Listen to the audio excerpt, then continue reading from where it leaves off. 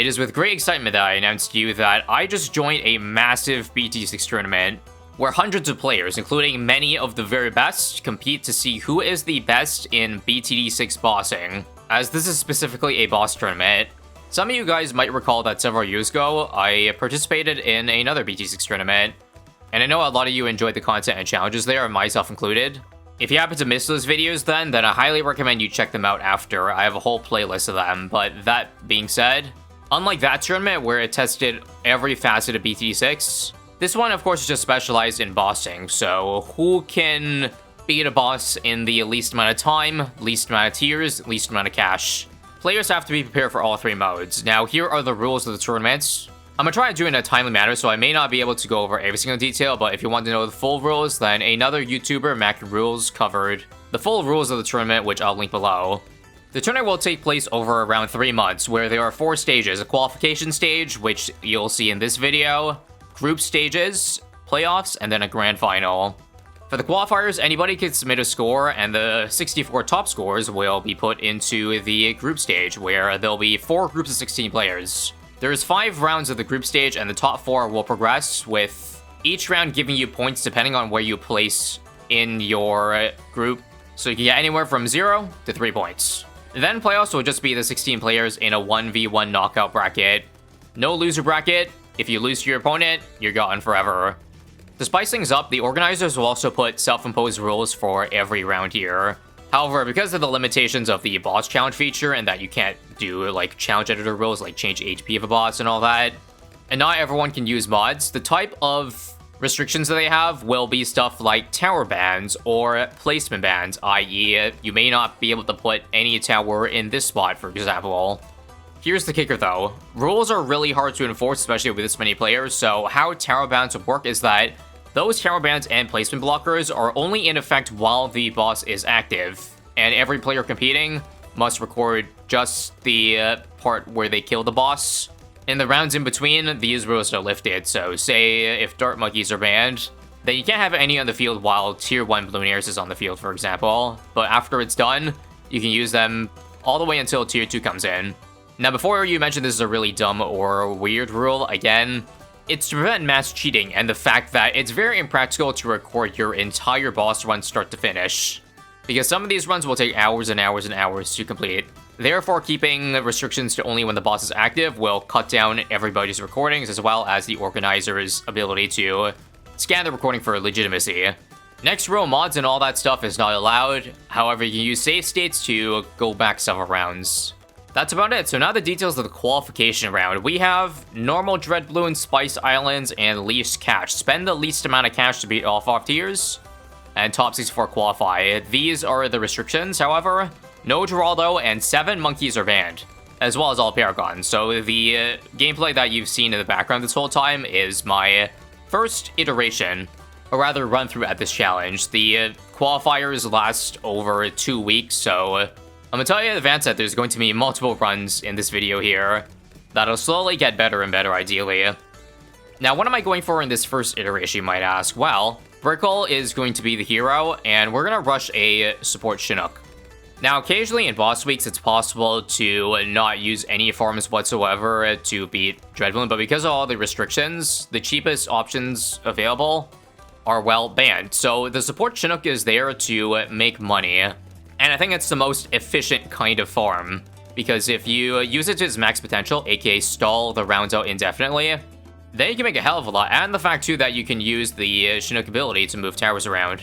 Perhaps surprisingly, you can save up all the way to Chinook with just Downdraft and Brickle, so that's pretty awesome. And now on round 39 here, I'm gonna go ahead and drop an ace down. For challenges like these, I personally find it more practical first to do some rigorous sandbox testing before starting a run, like to test out tier 5 to see what would actually be enough to get to beat tier 5, and then build from there. So therefore, this ace is going to turn into a big plane, and the glue I'll explain later. But for now, we're going to buy a Balloon Liquefier and a 402, which might be odd, but I personally quite like this qualifier challenge because with the tower bans, as you see, they basically blocked out anything on water, I guess except for your hero and Mermonkey. So you gotta think about how to use your space effectively, and a lot of the normal spam strategies, like either Plasma Fan Club or Sun Avatar, are obviously not really viable here. So I thought a little bit out of the box for my tier 5 options for late game. Obviously, the big plane will be OP for everything except the military layer. And so that's why I got a wizard setup. I'm gonna go for Archmage in this first test here. I would say it does a pretty good, darn good job at mob damage. We'll get Arcane Spike now to finally skip to the military layer. But now this is kind of an issue for the magic immunity, isn't it? What am I going to do for the rock balloons? Well, I guess the glue gunner can hit them, but as you see, it keeps on targeting the first rock balloon and not the next ones. But even with that, I think it's viable. We'll get Never Miss as well for some overall good damage. Spam Brickle off cooldown as well. And I mean, tier 1 Dread Balloon isn't that bad, so this could very well just do it. Here comes the tough part though. We must see if the glue, Never Miss, and Brickle can hold. The glue is now chasing, but it seems good enough, albeit just barely. This is really ugly, but we're alive, so that's all that matters. And 10,000 years later, we did it. We broke through the rock layer. Now we're chilling. I'm gonna spend 1k to remove this, because I probably need to anyway, and then we'll have the Archmage, or the Arcane Spike on the right side, to finish off the support layer. But you know what they say, if it works, it works. No questioning it. Anyway, we stalled out long enough anyway to afford the Bloon Solver, so that should stick a fork in Dread Balloon tier 1. Probably important to mention as well that unlike normal boss events, we're not going to know what score to aim for, which I think makes things really, really, really spicy, because before you could sometimes reverse engineer people's top score to kind of guesstimate or have a good indicator of what their strategy actually is. So this tournament will really test your ability to think for yourself and come up with your own strategies without any outside help or guides. At least if you're playing fair by the rules here. So the reasoning for the Bloon Solver is because I think with all the bans, the Solver plus Final Harmonic combo is low-key goated. What the Final Harmonic can do is it will detonate damage over time effects, and because the 502 Solver has insane DOT, then these two can do tens of thousands of damage for every cycle it ticks through. Pretty goated, unfortunately. We don't have the money to afford it just yet. And the more I look at things, it might look like getting a Chinook is not going to be enough here, like in terms of income. I still need a lot of money for what I'm trying to afford here. Now, this combo breaks, of course, once we get to the magic community. But thankfully, this is why we bring Brickle. Her Megamind is an instant 5,000 damage, and it also works on the rock balloons too. So I'm gonna use it to get through this tier faster, and so the Harmonic Solver combo can work again. And here's where Chinook is clutch. We can move the Harmonic Totem to anywhere we want on the map, and this anywhere too. And check out how fast the support layer is going to die, thanks to the Solver Harmonic combo. Just wait for it to detonate, and just like that, boom. All gone. Isn't that crazy? I wasn't making enough money, so I made the decision at this point to just go for the Special Operations / Marine. Don't forget, Marine will give me a little bit of a boost as well. Tier 3 should be really easy, because if we start with Bloon Solver Harmonic, all we need to do is break down the first layer, and it'll shred through the rest. In the meantime, I am now going to work on my Overclock, which I intend to get into an Ultra Boost, because I concluded that we need to super buff the Flying Fortress and our Archmage if we want any chance of having enough damage for tier 5. And even though the Mermonkey is useless for the magic immunity, the Solver allows me to stall because of the rock balloon, so I can take my time and wait for every brick ability to come back up again. Only took 5,000 years, but eventually we break through and afford the Ultra Boost at about the same time. We need to get Ultra Boost before the big plane and Wizard, obviously, so I have enough rounds to Ultra Boost everything that we need. Now for tier 4, we are 30k short of Ultra Boost, but should afford it in the middle of this tier here. One thing I didn't mention yet is the fact that Harmonic also synergizes with Brickle pretty well. This ability here will lower cooldowns of Brickle's abilities by 15%, which basically acts as a reactor. And this is much needed because right now our Harmonic Solver combo is struggling against all the rock balloons going through. I think I have to just leak some lives here because of that.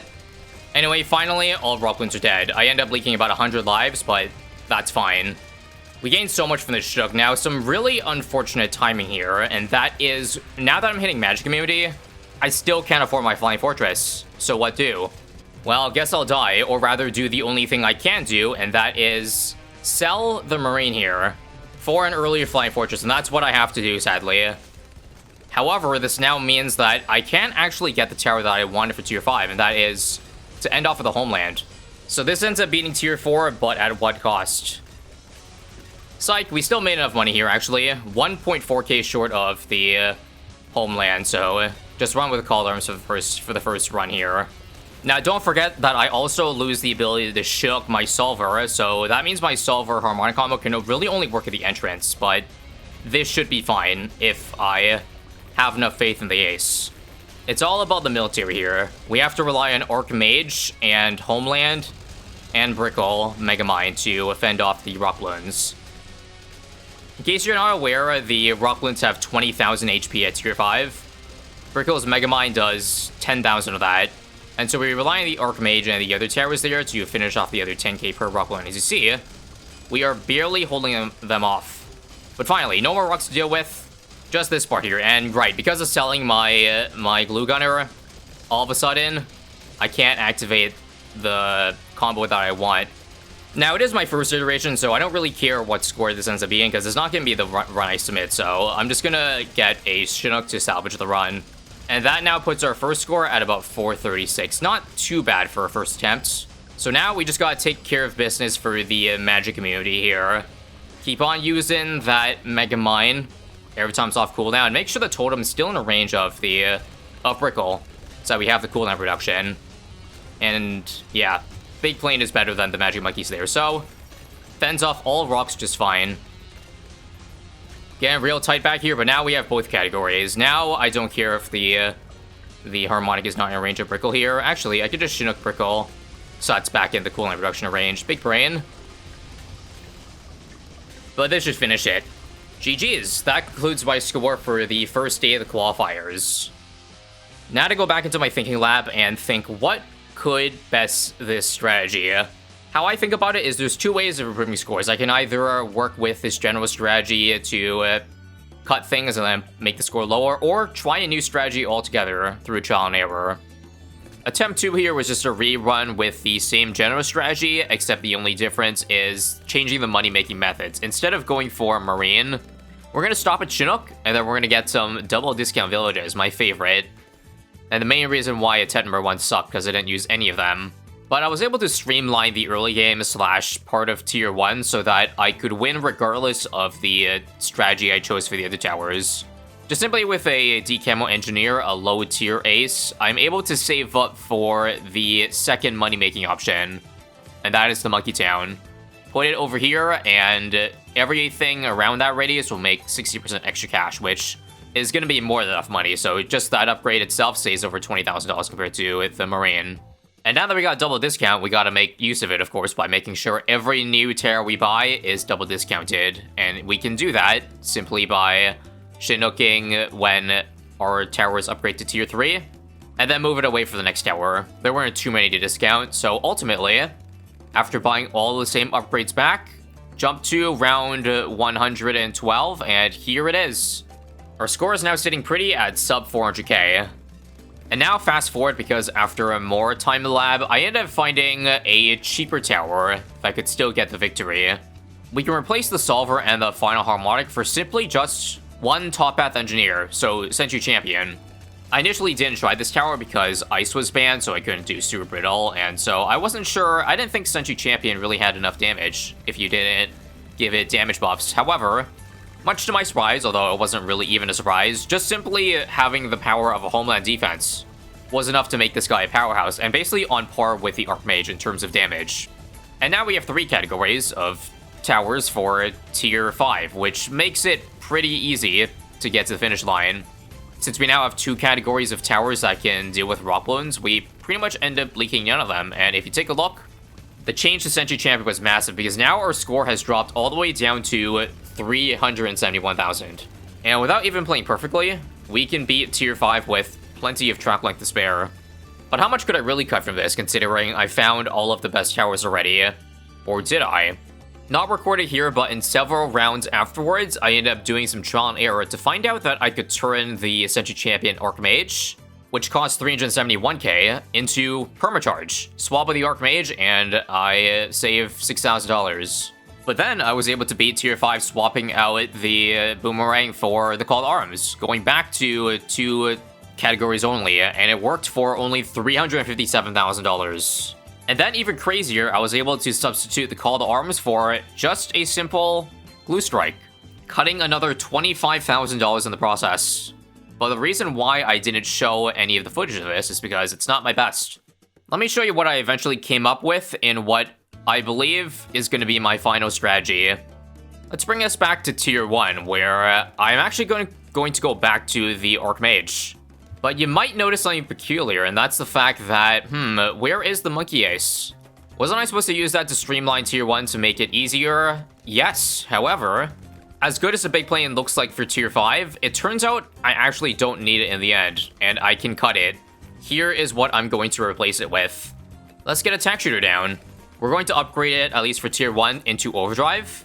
I also wrote this tower off for this boss because there's no way, right? The attack zone has such limited range, and there's no way it could actually be viable on this map, but it turns out it's pretty good damage. And it also pairs really well with the Glue Strike, which I'm also going to get right about now. 041. We have to buy these in a very specific order. I can't buy attack zone before getting Glue Strike. Otherwise, Glue Strike will be more expensive. There's this, come on, everybody knowledge that fiddles with the prices of everything. The phrasing was very important there, I will say. And so the Glue Strike and the Overdrive allows us to beat Tier 1 simply, or very easily, simply by giving the attack zone +2 damage and also the ability to hit Lead Balloon. So this is going to shred Tier 1 and probably make it the easiest that I've ever had at Tier 1. But of course, it's all about the Tier 5. Tier 2 here should be very easy because we have the Zone of the Tax now, and the Mega Mine, of course. Now, I will say, there is no reason for me to go this hard in the qualifying round and spend this much time for a high score, because whether you finish first in the qualifiers or 64th, you don't get any benefit other than maybe a slightly easier bracket. And it's not like I need to prove anything to anyone, right? I already kind of know where I stand among the best boss players, and that is not that high. At least if we're talking about in-game weekly boss events, my accolades pale in comparison of who else is in this event.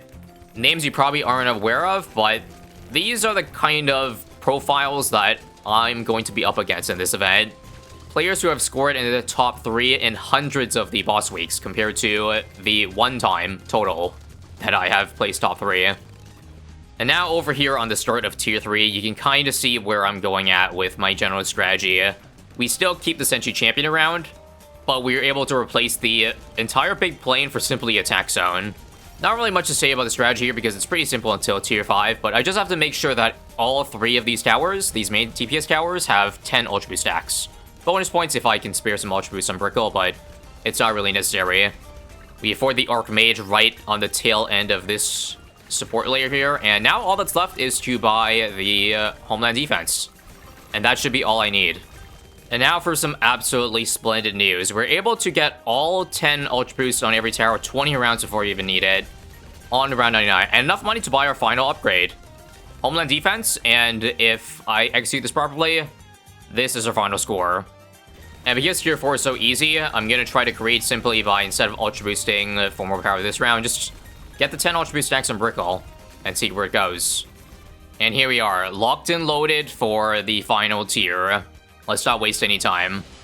Drop the Homeland and everything the moment we can. We made sure to chinook everything into the right placement before this round started, and with the attack zone being unable to hit the primary layer, what we're going to do here is we're just going to alternate the Ultra Boost between Century Champion and Archmage.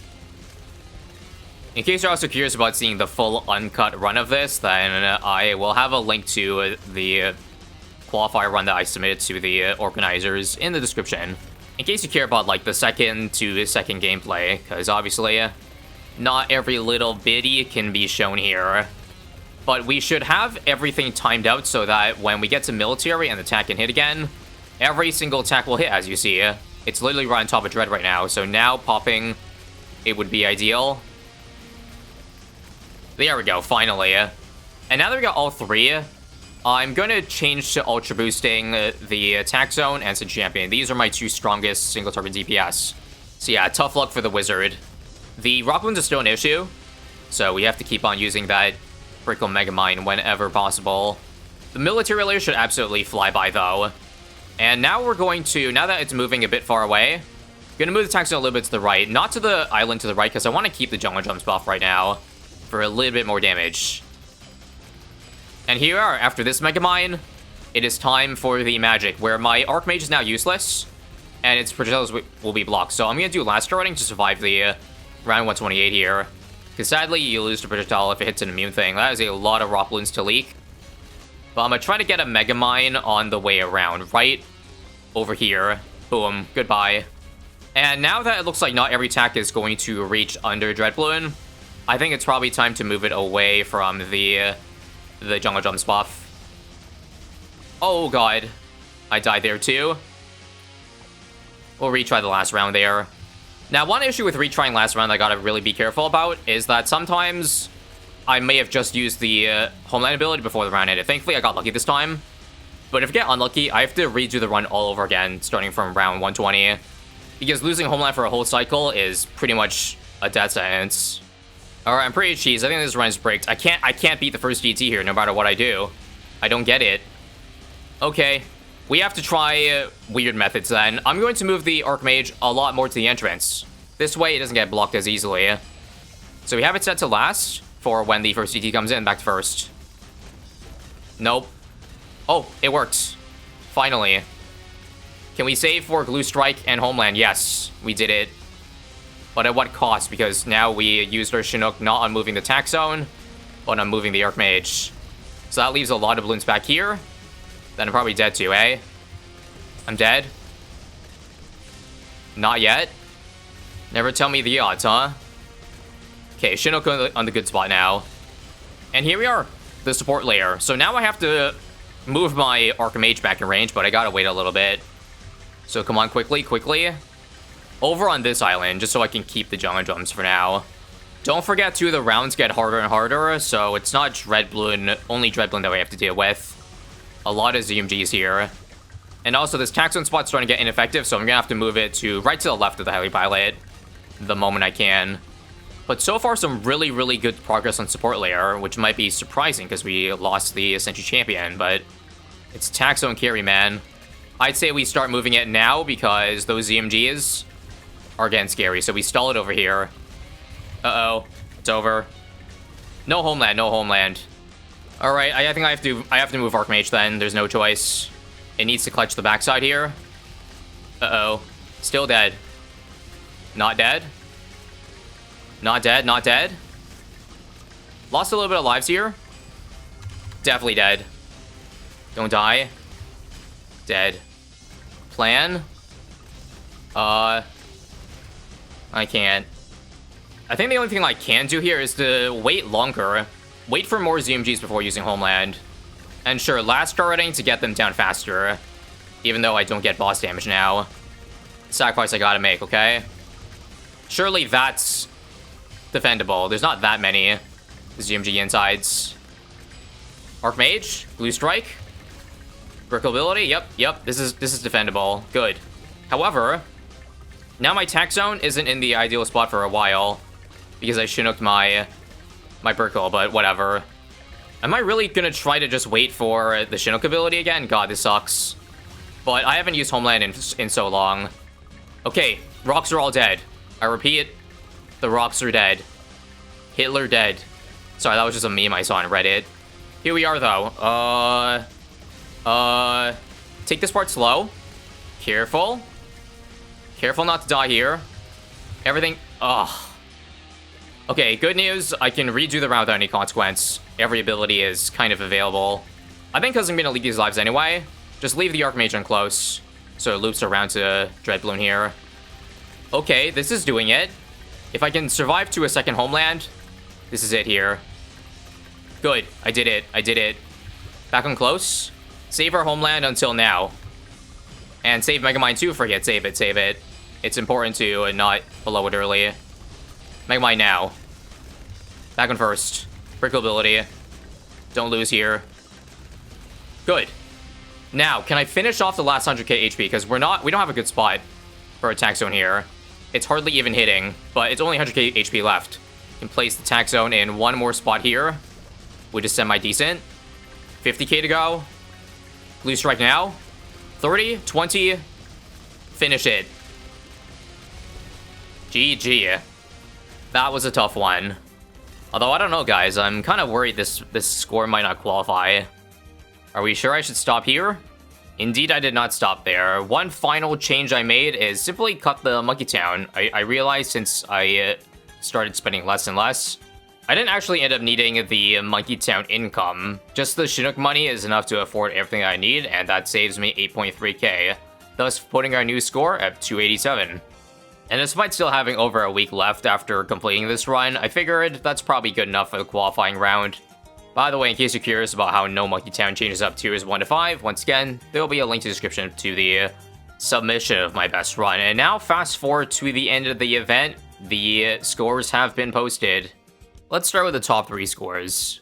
My score got absolutely smoked by these 3. Unsurprisingly, by the same people who post top 3 every boss event. Here are the strategies that the top 3 did. Number 1 at under 200k actually did use the Final Harmonic plus Solver combo, except with Tax and Permabrew. So I guess I kind of had the right idea in my first attempt, but I never really decided to push it further. Number 2 at 223k does use the Tax Zone and the Setcher Champion like I do, except with a Kripa Moab, and with that Kripa Moab buff, no need for a Homeland defense.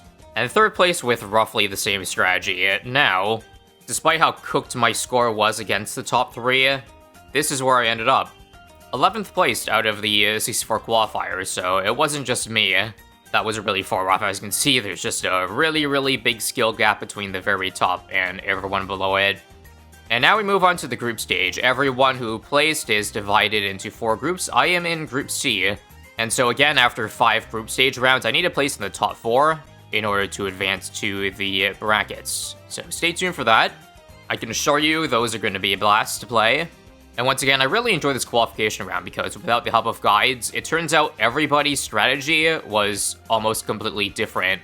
I'll leave a link to this website in case you want to see all of the top 16 scores. I'll let you know that almost every single one uses like completely different towers. It's honestly kind of cool to see how people come up with their final strategy. Anyway, I'm yapping too much. Hit that subscribe if you want to see stage 1, and I'll catch you then.